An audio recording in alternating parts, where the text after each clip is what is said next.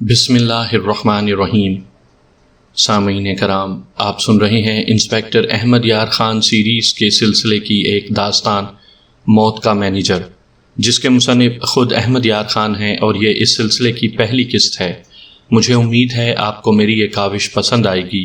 آپ نے اگر ابھی تک میرا چینل کہانی گھر سبسکرائب نہیں کیا تو ابھی میرے چینل کو سبسکرائب کر کے بیل نوٹیفیکیشن آن کر لیجئے، تاکہ آنے والی ہر نئی کہانی کی اطلاع بر وقت آپ تک پہنچ سکے۔ جابر سنگھ راجپوت بہت بڑا جاگیردار تھا۔ وہ جنگلوں کے ٹھیکے بھی لیا کرتا اور جنگل میں لکڑی کا کوئلہ تیار کروا کے دور دور تک سپلائی کیا کرتا تھا۔ وہ تعلیم یافتہ بھی تھا۔ بے پناہ دولت کے علاوہ اسے شہرت اور انگریزوں کی حکومت میں عزت اس طرح ملی کہ دوسری جنگ عظیم شروع ہو چکی تھی اور انگریز ہندوستان کے دولت مندوں سے اپنے نمک کا حق مانگ رہے تھے۔ انہوں نے جنگی اخراجات پورے کرنے کے لیے چندہ مانگنا شروع کر دیا، جسے وار فنڈ کہتے تھے۔ جابر سنگھ، جو سکھ نہیں بلکہ ہندو راجپوت تھا، باقاعدگی سے دل کھول کر وار فنڈ میں چندہ دینے لگا۔ اس نے اپنے بعض مزاروں اور اپنے زیر اثر دیہات میں سے کئی ایک جوانوں کو فوج میں بھرتی کروا دیا۔ یہ بھی انگریزوں کی ایک ضرورت تھی جو وہ پوری کرتا رہتا تھا، مگر وہ یہ دیکھنے کے لیے زندہ نہ رہا کہ جنگ میں جیت انگریزوں کی ہوتی ہے یا جرمنوں کی۔ وہ جنگ کے پہلے سال ہی مر گیا۔ اس وقت اس کی عمر 60 سال سے زیادہ تھی۔ اس کی جاگیر کی وارث اس کی بیوی تھی اور ایک بیٹا۔ ان دونوں نے وار فنڈ میں چندہ نقد اور اناج کی صورت میں جاری رکھا اور انگریزوں کے منظور نظر بنے رہے۔ جابر سنگھ کو مرے ابھی 2 سال پورے نہیں ہوئے تھے کہ اس کی بیوی دلجیت کماری قتل ہو گئی۔ میں نے تو اس جاگیردار اور اس کی بیوی کا کبھی نام بھی نہیں سنا تھا۔ میں واردات کے مقام سے بہت دور ہیڈ کوارٹر میں تھا۔ ایک روز میری اور ایک انگریز انسپیکٹر ڈابگن کی انگریز ڈی ایس پی جان ریڈی کے دفتر میں طلبی ہوئی۔ ایک ایسی عورت قتل ہو گئی ہے جس کے تعاون کو حکومت برطانیہ فراموش نہیں کر سکتی، ڈی ایس پی نے کہا۔ اسے قتل ہوئے 15 دن گزر گئے ہیں۔ متعلقہ ایس ایچ او کو ابھی تک کوئی سراغ نہیں ملا۔ تم دونوں یہ فائل دیکھ لو۔ میرا خیال ہے کہ مقتولہ کے لواحقین اور دیگر لوگ ایس ایچ او کے ساتھ تعاون نہیں کر رہے۔ تمہیں معلوم ہے کہ جاگیرداروں کے گھروں میں کیسے کیسے پراسرار ڈرامے کھیلے جاتے ہیں۔ مجھے شک ہے کہ متعلقہ ایس ایچ او ایسے ہی ڈرامے میں شامل ہو گیا ہے، یا وہ کچھ بھی نہیں سمجھ سکا۔ ڈی ایس پی نے انگریز انسپیکٹر ڈابگن سے مخاطب ہو کر کہا، مجھے اس خاندان کے ساتھ اس لیے دلچسپی ہے کہ اس نے ہماری حکومت کی بہت مدد کی ہے۔ پیچھے ایک جوان بیٹا رہ گیا ہے۔ مجھے امید ہے کہ وہ جنگی مدد جاری رکھے گا۔ یہ تمہارا فرض ہے کہ قاتل کو پکڑو اور اسے سزا دلاؤ، تاکہ مرنے والے کا بیٹا یہ نہ سمجھے کہ انگریزوں نے اس کی کوئی مدد نہیں کی۔ میں اور انسپیکٹر ڈابگن اسی روز 35 میل دور متعلقہ تھانے کو روانہ ہو گئے اور وہاں ڈاک بنگلے میں قیام کیا۔ ایس ایچ او کو مثل کے ساتھ وہیں بلا لیا۔ اس نے بتایا کہ مقتولہ بہت خوبصورت عورت تھی۔ اس کی عمر 40 سال کے قریب تھی، لیکن 25 سال سے زیادہ کی نہیں لگتی تھی۔ وہ جابر سنگھ کی تیسری بیوی تھی۔ پہلی 2 کو اس نے طلاق دے دی تھی کیونکہ دونوں سے اولاد نہیں ہوئی تھی۔ مقتولہ کی عمر 15-16 سال تھی جب جابر سنگھ نے اس کے ساتھ شادی کی تھی۔ 1 سال بعد اس نے ایک لڑکے کو جنم دیا۔ اس کے بعد اس کی کوئی اولاد نہ ہوئی۔ میں نے یہ بات ذہن نشین کر لی کہ جب مقتولہ کی شادی جابر سنگھ کے ساتھ ہوئی، اس وقت اس کی عمر 15-16 سال تھی اور جابر سنگھ 40 سال کا ہو چکا تھا۔ میں نے یہ بھی ذہن میں محفوظ کر لیا کہ پہلی 2 بیویوں سے اولاد نہ ہوئی۔ مقتولہ نے صرف ایک بچے کو جنم دیا، پھر اس کی بھی اولاد نہ ہوئی۔ ایس ایچ او نے بتایا کہ مقتولہ کا یہ اکلوتا بیٹا 18-19 سال کا ہے۔ اکثر جاگیرداروں کے بیٹوں کی طرح اپنے آپ کو شہزادہ سمجھتا ہے۔ شرابی، کبابی اور عیاش ہے۔ اس کا ایک چچا ہے، وہ اتنا بڑا جاگیردار تو نہیں، خوشحال زمیندار ہے۔ جابر سنگھ کی جاگیر سے 1.5-2 میل دور اس کے چچا کی اراضی ہے۔ کوئی جائیداد کا جھگڑا تو نہیں؟ انسپیکٹر ڈابگن نے پوچھا۔ نہیں، ایس ایچ او نے بتایا۔ اگر قتل میں اس شخص یعنی چچا کا ہاتھ ہوتا تو اس کا رویہ کچھ اور ہوتا۔ یہ تو صبح و شام میری جان کو آیا رہتا ہے، تفتیش تیز کرو اور قاتل کو پکڑو۔ مجھے شک ہے کہ جابر سنگھ کا بیٹا چونکہ عیش و عشرت میں پڑا ہوا ہے، اس لیے اس کا چچا اس کا سرپرست بن کر جاگیر پر قبضہ کرنا چاہتا ہے۔ یہ بھی تو ہو سکتا ہے کہ اس نے لڑکے کے سرپرست بننے کے لیے اس کی ماں کو قتل کروا دیا ہو۔ میں نے کہا، آپ نے اس پر غور کیا ہے؟ تفتیش کی پیروی میں لڑکا بھی دلچسپی لے رہا ہوگا۔ دلچسپی اس کا چچا لے رہا ہے، ایس ایچ او نے جواب دیا۔ لڑکے نے کبھی اتنی دلچسپی کا اظہار نہیں کیا۔ جائیداد کس کے نام پر ہے؟ کچھ بیٹے کے نام اور کچھ مقتولہ کے نام، اس نے جواب دیا۔ جابر سنگھ کا وصیت نامہ موجود ہے؟ کماری رات کے دوران قتل ہوئی، ایس ایچ او نے بتایا۔ دوسرے دن 8 بجے اس کا بیٹا تھانے آیا۔ یہ گاؤں تقریباً 2 میل دور ہے۔ میں وہاں گیا۔ لاش سونے کے کمرے کے بجائے ایک اور کمرے میں فرش پر پیٹھ کے بل پڑی تھی۔ معائنہ کیا گیا تو گردن پر صاف نشان تھے، گلا ہاتھوں سے گھونٹا گیا تھا۔ کوئی اور چوٹ نہیں تھی۔ مقتولہ نے ساڑی باندھ رکھی تھی، ساڑی پر کوئی نشان نہیں تھا۔ بظاہر دست و درازی یا کوئی اور زیادتی نہیں ہوئی تھی۔ میں نے سونے کے کمرے میں جا کر دیکھا۔ پلنگ پوش اس طرح بچھا ہوا تھا کہ اس پر ایک بھی سلوٹ نہیں تھی۔ اس سے ظاہر ہوتا تھا کہ مقتولہ بستر پر نہیں لیٹی۔ اس نے بڑی قیمتی ساڑی باندھ رکھی تھی۔ اس سے بھی یہ ثابت ہوتا تھا کہ وہ ابھی سوئی نہیں تھی۔ کوئی مال چوری ہوا؟ نہیں، ایس ایچ او نے جواب دیا۔ میں نے معلوم کیا ہے، کوئی چیز چوری نہیں ہوئی۔ لاش کے گلے میں بڑا ہی قیمتی ہار تھا، 2 انگوٹھیاں تھیں جن میں ہیرے جڑے ہوئے تھے، سونے کی چوڑیاں تھیں۔ صرف ان زیورات کی قیمت بے انداز ہے۔ اس کے بیٹے سے پوچھا کہ رات اس نے ماں کو کس وقت زندہ دیکھا تھا۔ اس نے بتایا کہ شام کے کھانے کے وقت ماں کو زندہ دیکھا تھا۔ انہوں نے اکٹھے کھانا کھایا تھا۔ اس کے بعد وہ دوستوں کے ساتھ کہیں نکل گیا اور آ کر سو گیا۔ وہ اتنی جلدی اٹھنے کا عادی نہیں تھا، لیکن نوکروں نے اسے صبح سویرے جگا کر بتایا کہ اس کی ماں ایک کمرے میں مری پڑی ہے۔ میں نے نوکروں اور نوکرانیوں سے پوچھ گچھ کی، کسی نے کوئی کام کی بات نہ بتائی۔ سب نے کہا کہ یہ تو مہارانی کا محل ہے، اندر کے بھید ہم نہیں جانتے۔ میں نے سب کو اکیلے اکیلے بلا کر ڈرایا، دھمکایا، لالچ بھی دیے، مگر مجھے ان سے کچھ بھی حاصل نہ ہوا۔ پوسٹ مارٹم رپورٹ کیا کہتی ہے؟ موت گلا گھونٹنے سے واقع ہوئی ہے، اس نے جواب دیا۔ مقتولہ کے ساتھ اور کوئی بےہودگی نہیں ہوئی۔ ڈاکٹر کے اندازے کے مطابق مقتولہ 8 یا 9 گھنٹے پہلے مری ہے۔ اس حساب سے وہ آدھی رات کے لگ بھگ قتل ہوئی۔ اس کا مطلب یہ ہوا کہ وہ آدھی رات تک سوئی نہیں تھی، انسپیکٹر ڈابگن نے کہا۔ آپ نے یہ معلوم کیا ہوگا کہ اس وقت تک وہ کیا کرتی رہی؟ کہیں باہر گئی ہوئی تھی؟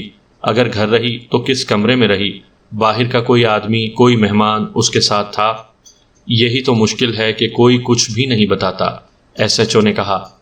سب کوری تختی دکھاتے ہیں۔ مجھے یہ شک ہوتا ہے کہ نوکروں وغیرہ پر دباؤ ہے۔ آپ جانتے ہیں کہ یہ جاگیردار کسی نوکر یا مزارے کو قتل کر کے لاش غائب کر دیں تو ان کے خلاف رپورٹ نہیں ہوتی۔ یہ جبر سے بھی ان لوگوں کا منہ بند کر لیتے ہیں اور انعام و کرام سے بھی۔ کوئی دشمنی؟ میں نے پوچھا۔ لڑکے نے یا چچا نے کسی پر شک کا اظہار کیا ہے؟ دونوں نے کہا ہے کہ کسی کے ساتھ کوئی دشمنی نہیں، ایس ایچ او نے جواب دیا۔ دونوں میں سے کسی نے بھی کسی پر شک کا اظہار نہیں کیا۔ ہم نے ایس ایچ او کی تحریر کی ہوئی ضمنیاں دیکھیں، ساری فائل کا مطالعہ کیا۔ وہ اتنے دن اندھیرے میں ہاتھ مارتا رہا تھا۔ ہمیں الف سے تفتیش شروع کرنی تھی، مخبروں کو بہتر طریقے سے استعمال کرنا تھا۔ ہم اگلے روز جائے وقوع پر گئے۔ آپ نے فلموں میں جاگیرداروں کے مکان دیکھے ہی ہوں گے جو اندر سے نوابوں اور مہاراجوں کے محلات جیسے ہوتے ہیں۔ ہندوستانی فلموں میں جاگیرداروں کے محل اکثر دکھائے جاتے ہیں۔ جابر سنگھ راجپوت کا مکان ایسا ہی تھا۔ کمروں کا کوئی حساب نہیں تھا۔ ہم نے پہلے اس محل کو ارد گرد گھوم کر دیکھا۔ ہر طرف دروازے تھے، کسی بھی طرف سے اندر جایا اور باہر نکلا جا سکتا تھا۔ یہ الگ تھلگ مکان تھا۔ اس کے ارد گرد باغ اور کھیت تھے۔ اس سے کچھ دور 3 چھوٹے چھوٹے گاؤں تھے۔ یہ سب اسی جاگیردار کے زیر نگیں تھے۔ میں دیہات اور قصبوں کے چھوٹے چھوٹے مکانوں میں سراغ رساں اور تفتیش کا عادی تھا۔ کچے صحن، کچی چھتیں اور کچی دیواریں کوئی نہ کوئی سراغ دے ہی دیا کرتی تھیں۔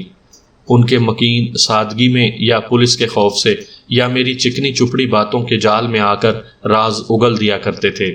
مگر اس محل اور اس ماحول کو دیکھ کر میں گھبرا گیا۔ مجھے یہ معلوم تھا کہ ان جاگیرداروں کے محلات میں آقا اور اس کی اولاد کی خوشنودی اور انعام و کرام حاصل کرنے کے لیے غیبت اور سازش چلتی رہتی ہے۔ قتل تک نوبت پہنچ جاتی ہے اور قتل کو چھپا بھی لیا جاتا ہے۔ ایسے جاگیردار اپنے علاقے کے تھانے دار اور رجسٹرڈ بدماشوں کو اپنے ہاتھ میں رکھتے ہیں۔ ان کے باقاعدہ وظیفے مقرر ہوتے ہیں۔ پاکستان میں بھی ایسے جاگیردار اور وڈیرے موجود ہیں جنہوں نے مملکت کے اندر اپنی ریاستیں قائم کر رکھی ہیں۔ وہاں کے حالات جا کر دیکھو تو ایسے لگتا ہے جیسے وہاں تک نہ اسلام کی روشنی پہنچی ہے نہ پاکستان کا قانون۔ ان کے ہاں کی کسی واردات کی رپورٹ تھانے پہنچ بھی جائے تو تفتیش بہت دشوار ہوتی ہے، کیونکہ ان کے ملازم اور مزارے وغیرہ اپنے آقاؤں کے دباؤ کے تحت کچھ بتاتے نہیں یا پولیس کو گمراہ کرتے ہیں۔ جابر سنگھ کی جاگیر میں بھی مجھے یہی گورکھ دھندا دکھائی دے رہا تھا کہ یہاں کے S H O sub inspector Mahendra Pal کو کیا دشواریاں پیش آئی ہوں گی۔ اس کی دو دشواریاں تو صاف ظاہر تھیں، ایک رشوت اور دوسری یہ کہ وہ ہندو تھا۔ اگر یہ کسی مسلمان جاگیردار کے گھر کی واردات ہوتی تو مہندر پال کئی ایک مسلمان مردوں اور عورتوں کو تھانے بلا کر انہیں ذلیل و خوار کر چکا ہوتا۔ مجھے یہ سہولت حاصل تھی کہ میرے ساتھ انگریز انسپیکٹر تھا۔ انگریزوں کا جتنا روب اور دبدبہ تھا اتنا کسی دیسی تھانے دار کا نہیں ہو سکتا تھا۔ اگر کوئی انگریز اسسٹنٹ سب انسپیکٹر ہی ہوتا تو بھی لوگ اسے پولیس کپتان کہا کرتے تھے۔ ہم نے جابر سنگھ راجپوت کے بیٹے کو ساتھ لیا اور اس کی رہنمائی میں واردات والے کمرے میں گئے۔ مشکل یہ تھی کہ واردات ہوئے 2 ہفتے گزر چکے تھے، کوئی کھرا کھوج ملنے کا امکان ختم ہو گیا تھا۔ ہم نے لاش بھی نہیں دیکھی تھی۔ مقتولہ کے بیٹے اور سب انسپیکٹر مہندر پال سے پوچھا کہ لاش کہاں پڑی تھی اور کس پوزیشن میں پڑی تھی۔ مہندر پال نے اس جگہ لیٹ کر لاش کی پوزیشن بتائی۔ ہم نے کمرے کا جائزہ لیا، کھڑکیاں اور دروازے دیکھے۔ سونے والا کمرہ اس کمرے سے ملحق تھا، درمیان میں دروازہ تھا۔ واردات والا کمرہ خاص قسم کے مہمانوں کے لیے استعمال ہوتا تھا۔ ہم نے سب انسپیکٹر مہندر پال سے کہا کہ وہ گھر کے تمام نوکروں اور نوکرانیوں کو اکٹھا کر کے الگ بٹھا لے، خود ان کے پاس بیٹھا رہے، نہ خود ان میں سے کسی کے ساتھ کوئی بات کرے نہ انہیں آپس میں کوئی بات کرنے دے۔ وہ چلا گیا تو ہم نے مقتولہ کے بیٹے کو اسی کمرے میں بٹھا لیا۔ وہ قد بت اور ڈیل ڈول سے زیادہ عمر کا لگتا تھا، لیکن اس کی عمر 18-19 سال تھی۔ وہ اس جاگیر کا شہزادہ تھا جہاں اسے مقوی غذائیں اور زندگی کی ہر ایک سہولت حاصل تھی۔ اس کا قد بت ایسا ہی ہونا چاہیے تھا۔ اس کے چہرے پر نوجوانی والی معصومیت نہیں تھی، پختگی سی تھی۔ آنکھیں بتاتی تھیں کہ راتوں کو جاگتا ہے اور شراب خور بھی ہے۔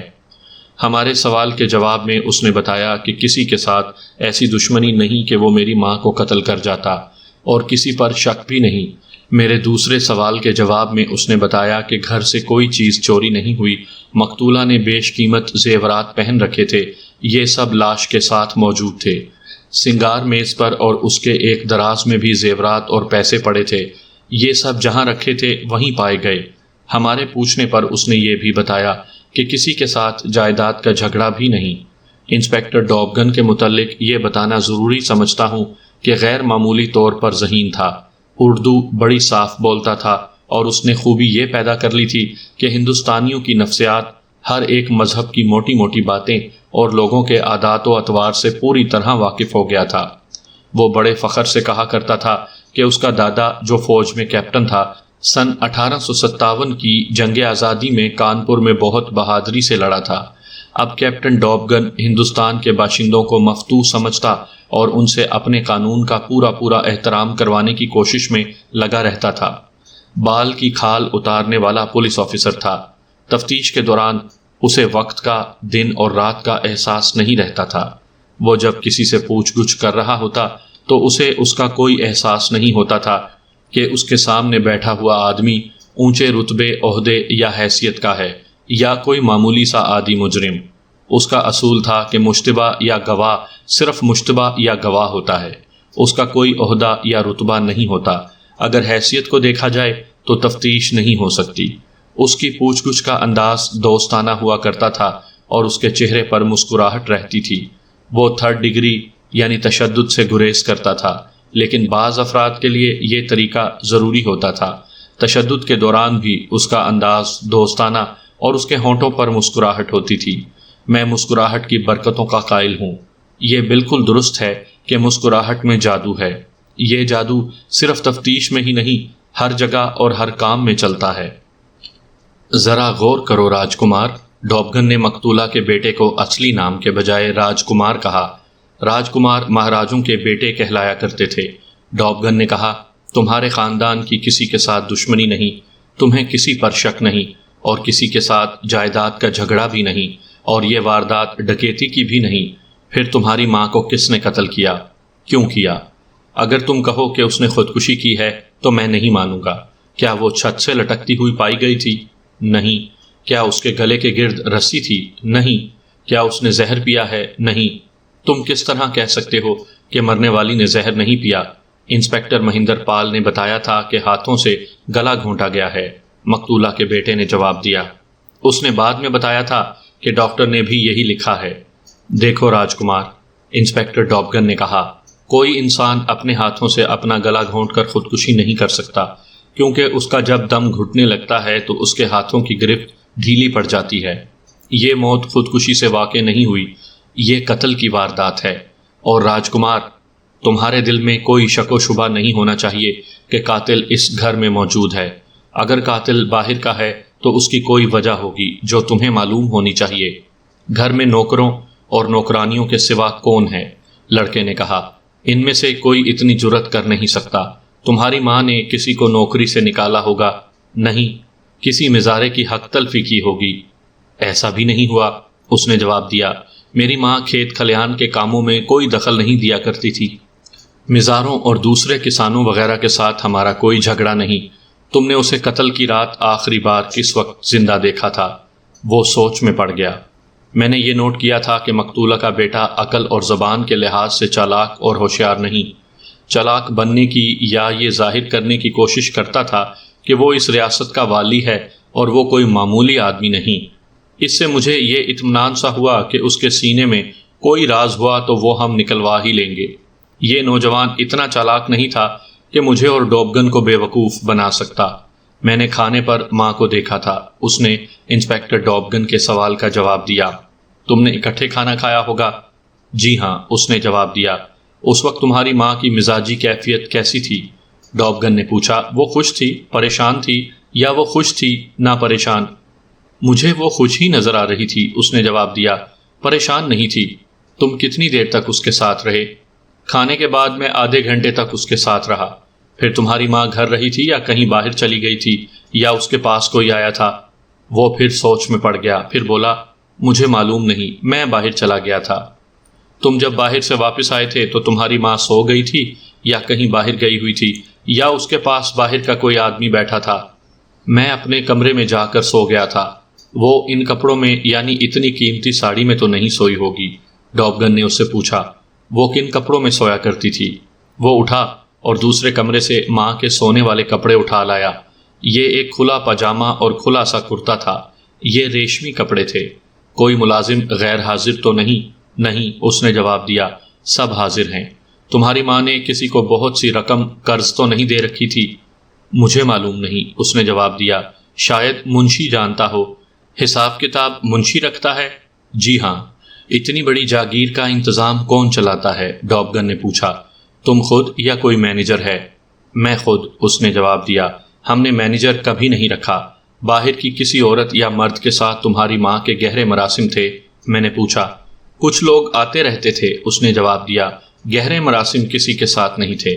تمہارے لیے رشتوں کے پیغام تو آتے رہتے ہوں گے؟ میں نے پوچھا۔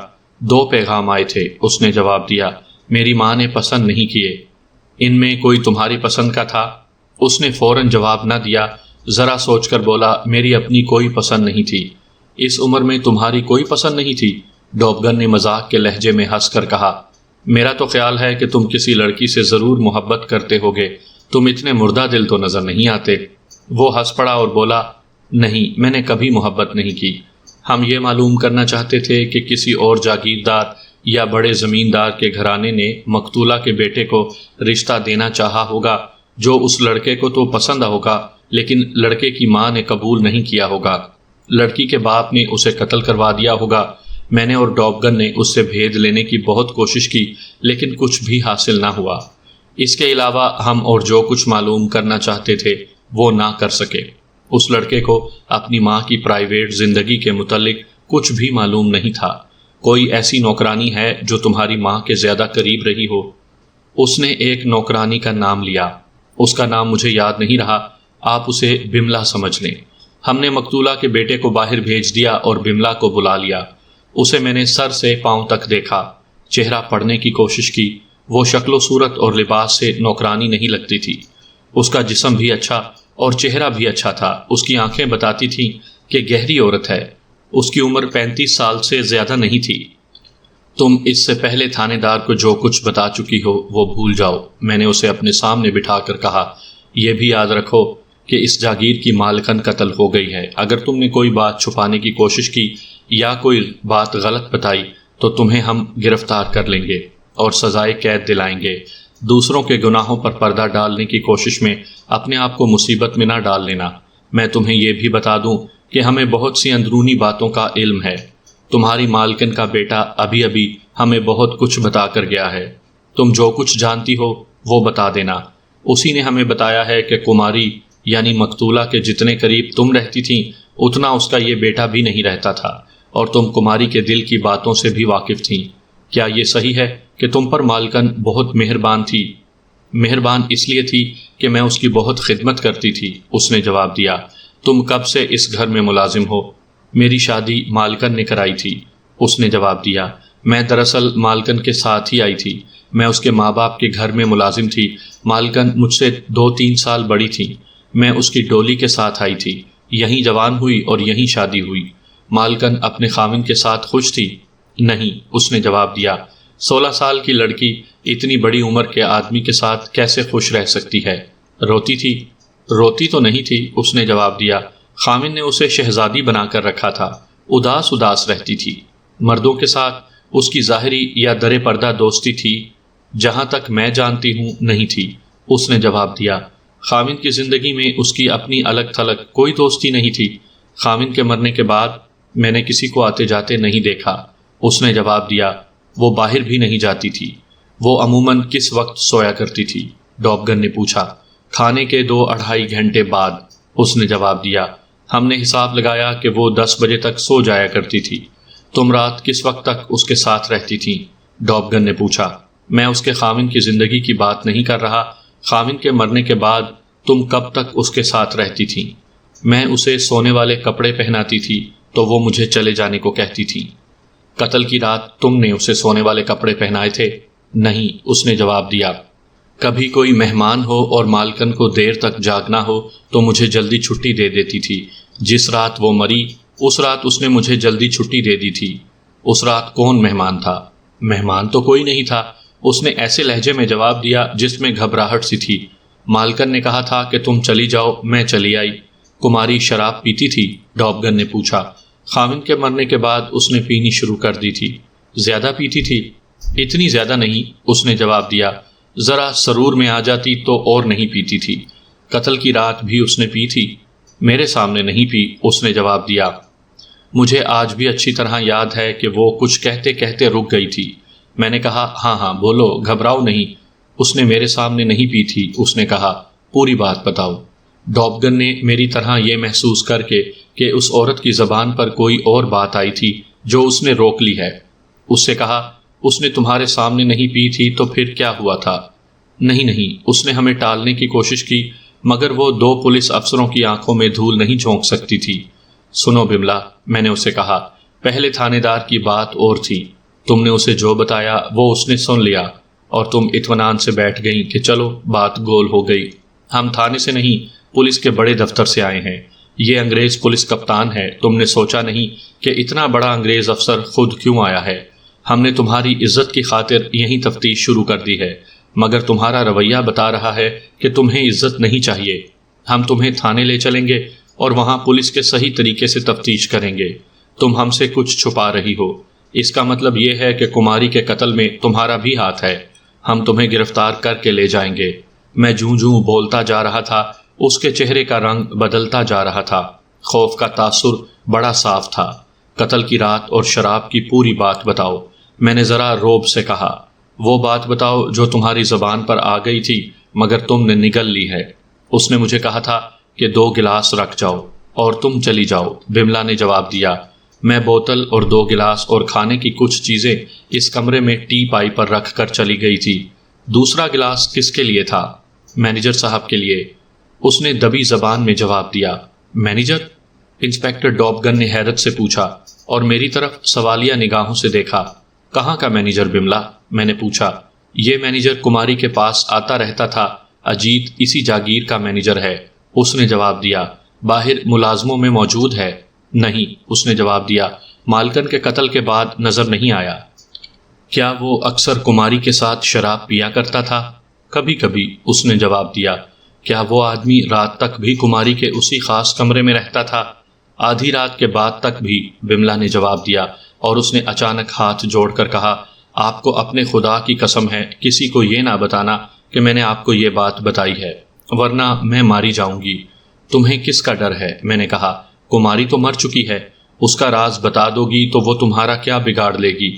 اس کا بیٹا جو موجود ہے، اس نے کہا۔ اس کی آنکھوں میں آنسو آ گئے تھے، کہنے لگی، وہ کہے گا کہ تم نے اندر کی باتیں باہر کیوں نکالی ہیں؟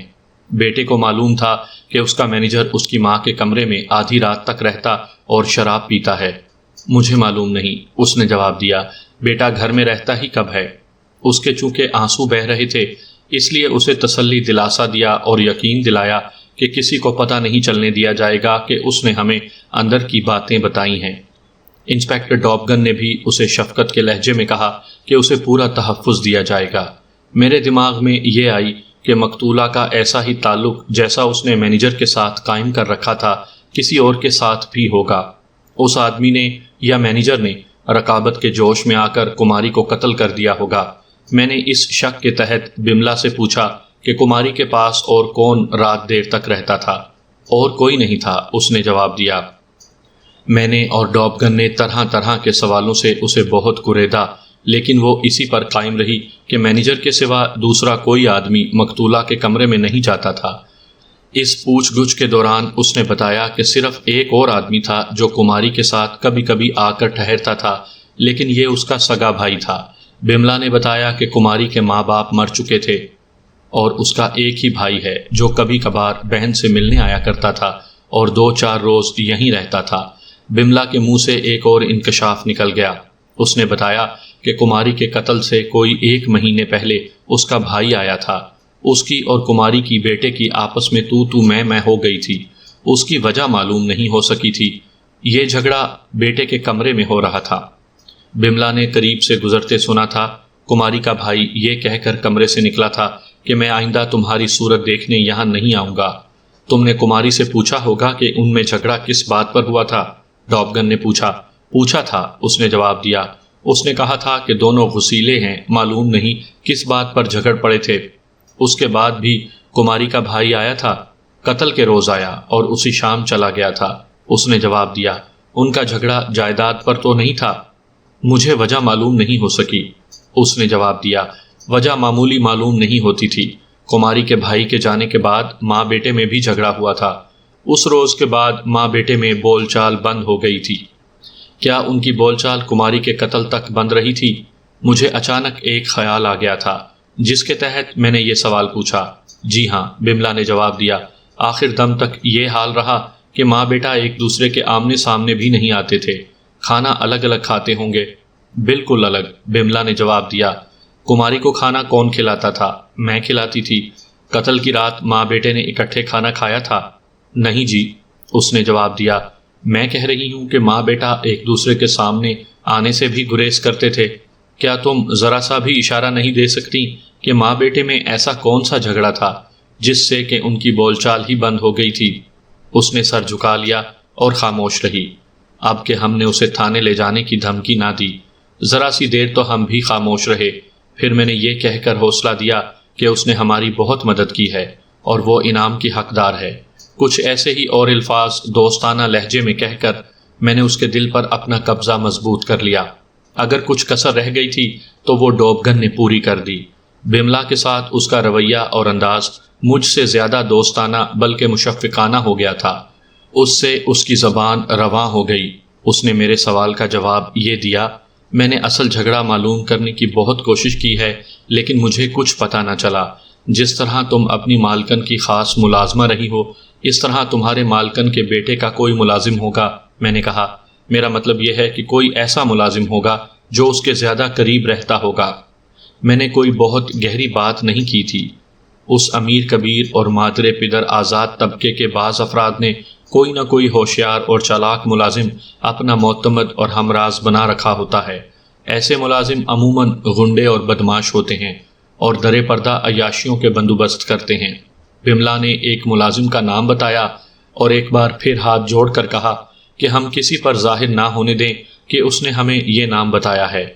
ہم نے اسے یقین دلا دیا کہ اس کا راز فاش نہیں ہوگا۔ اسے یقین آ گیا، جس کی وجہ یہ تھی کہ ہم اس پر آسیب کی طرح غالب آ گئے تھے۔